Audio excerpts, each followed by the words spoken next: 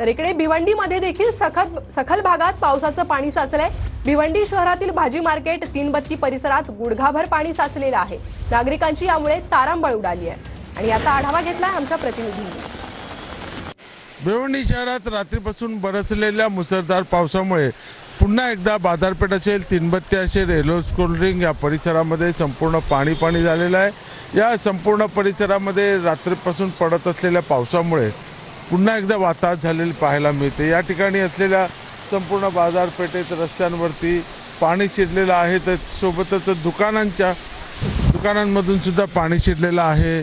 सकाळच्या सुमारास पावसाचा जोर ओसरला असलेला दिसत असल्यामुळे आत्ताच्या घडीला जरी या ठिकाणचं पाणी कमी होताना दिसतं, तरी पुन्हा एकदा जर पावसाने जोर वाढवला तर पुन्हा या परिसरामध्ये पाणी होणार आहे।